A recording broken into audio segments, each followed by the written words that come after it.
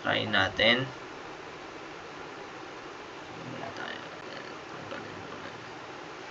Okay, so let's get started sa music muna.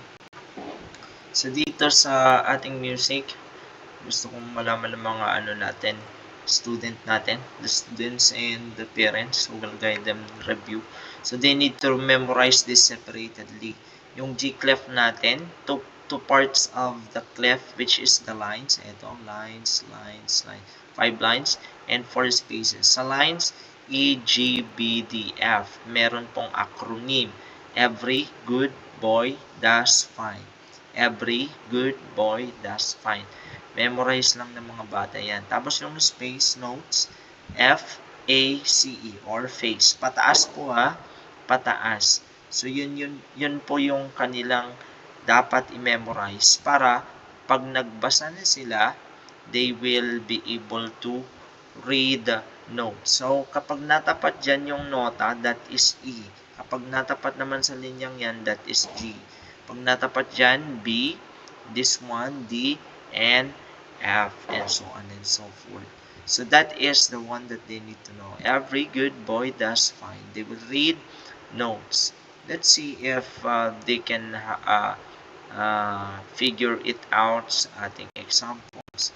For example, dito, pag nilagay ko dito yung nota, that is E. Pag yan naman, that is G. So, magiging invisible po yon. Maglalagay lang ako ng nota, but wala po silang kopya na every good boy does fine na nakalagay dito sa lines and FAC. Okay? Subukan natin sa pagsubok. Okay. Subukan po natin ito. So, like for example, ito yung test natin. Yan natin dito ha.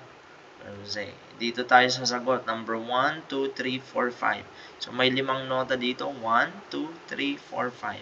So, ano ang mga notang ito? So, ito, nasa linya, kanina, pag sasagutan, every good boy does fine. Now, nasa every siya, therefore, that is E. So, isusulat ng bata, iyan. Sunod, number 2, this nasa space.